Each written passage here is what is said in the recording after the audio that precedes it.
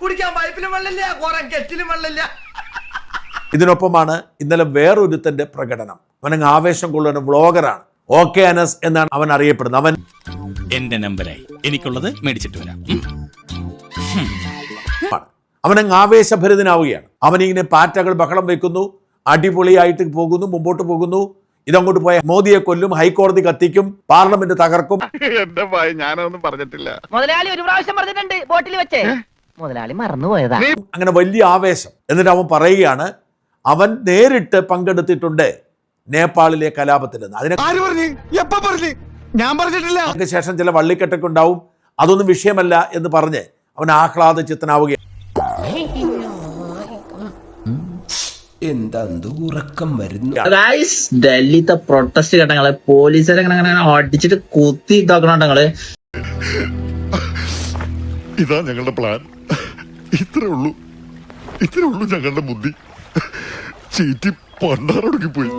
പക്ഷെ ഭയങ്കര ഹരാടാ. കയ്യിലോല് പോയി പങ്കെടുക്കേ. കാരണം കഴിഞ്ഞല്ലോ സെപ്റ്റംബറില് നേപ്പാളിൽ എത്ര പോലീസുകാരെ തലറിഞ്ഞ് പൊട്ടിച്ച കയ്യാന്നറിയത്. എന്റെ ഗുരുവായൂരം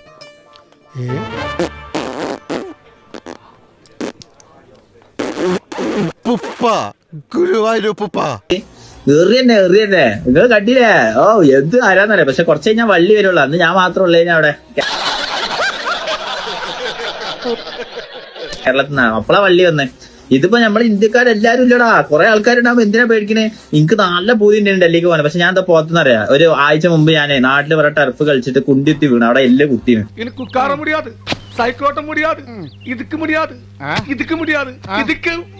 സമാസമം. ഇപ്പൊ എനക്ക് കിഡ്നി പോച്ച്, ഉനക്ക് കുണ്ടി പോച്ച്, ഒന്നുമേ ഇല്ല. അപ്പൊ ഡോക്ടർ പറഞ്ഞു 2 ആഴ്ചക്ക് മറ്റേന് മാത്രമല്ലാതെ ഇത് യൂസ് ചെയ്യരുത്. അതുകൊണ്ട് മാത്രം നിങ്ങളൊന്ന് ആലോചിക്കാൻ. ഞാൻ അഥവാ പ്രൊട്ടസ്റ്റിനൊക്കെ പോയിട്ടുണ്ടെങ്കിലേ, അഥവാ ഞാൻ സേഫ് ആയിട്ട് നിൽക്കലുള്ളൂ. ഞാൻ അഥവാ ആരെങ്കിലും ഇതാണ് ഇവിടെ നോക്കിക്കണെന്നാണ് കുണ്ടി കടിച്ചാലോ.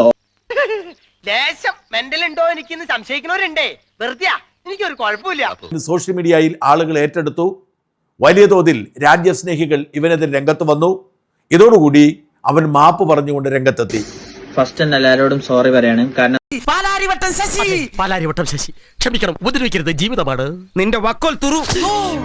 ഫസ്റ്റ് തന്നെ എല്ലാവരോടും സോറി പറയാണ്. കാരണം എന്താ വെച്ചാല് ഇന്നലെ ഞാൻ ഡൽഹിയിൽ നടക്കുന്ന പ്രൊട്ടസ്റ്റിനെ കുറിച്ച് റിയാക്ഷൻ വീഡിയോ ഇട്ടിനി. 5 മിനിറ്റ് കഴിഞ്ഞപ്പോ തന്നെ എന്റെ ലീഗൽ അഡ്വൈസർ വിളിച്ച് ഡിലീറ്റ് ചെയ്യാൻ പറഞ്ഞു. സോറി, അറിഞ്ഞോണ്ടല്ല, മനഃപൂർവ്വല്ലേ.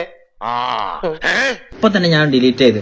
പക്ഷെ വീഡിയോ ഡൗൺലോഡ് ചെയ്തിട്ട് ഒരുപാട് റിയാക്ഷൻ വീഡിയോസ് ഇറങ്ങി ആകെ വൈറലായി. മൊത്തത്തിൽ ഇതായി പ്രശ്നമായി.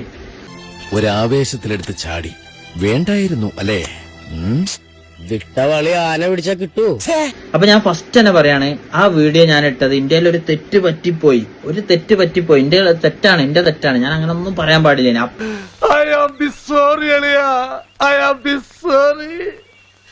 ഞാൻ അങ്ങനെയൊന്നും ചെയ്യാൻ പാടില്ലായിരുന്നു.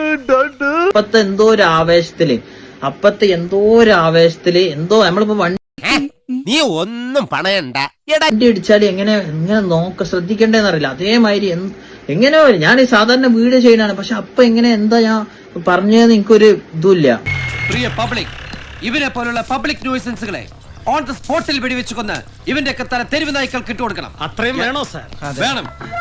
അറിയാതെ പറ്റിപ്പോയി. അപ്പൊ അതിന് ഞാൻ എല്ലാരോടും സോറി പറയാണ്. കാരണം എന്താ വെച്ചാൽ ഒരുപാട് ആൾക്കാര് കേസ് കൊടുത്ത്, ഒരുപാട് ആൾക്കാര് മറ്റേ ഡൽഹി പോലീസിനെ മെൻഷൻ ചെയ്യണം. അങ്ങനെ ഒരുപാട് അടുത്ത് വരണ്ട, ദൂരെ നിന്ന് അഴിച്ചാൽ മതി, കുനിയരുത്.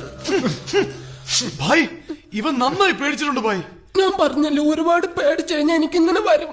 ആരും വിളിക്കണ്ട, ഞാൻ തന്നെ കഴുകാം. ഒരുപാട് കാരണം എന്താ വെച്ചാല് നമ്മള് കേരളക്കാരല്ലടാ. ഒരു തെറ്റ് പറ്റി പോയാൽ നമുക്കൊന്ന് ക്ഷമിച്ചൂടെ?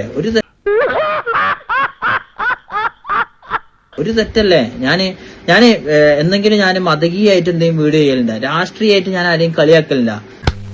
എന്റെ വേളാങ്കണ്ണി മാതാവേ, ഇവന് കുറച്ചു ബുദ്ധി ഉണ്ടായിരുന്നെങ്കിൽ മന്ദബുദ്ധി എന്നെങ്കിലും വിളിക്കായിരുന്നു. അതും ഇല്ലാതായി. ഞാൻ വരട്ടെ. എങ്ങോട്ട്? അല്ല, ഞാൻ പോട്ടെ. സബ്സ്ക്രൈബ് ചെയ്തിട്ടുണ്ട് പൊന്നു മോനെ.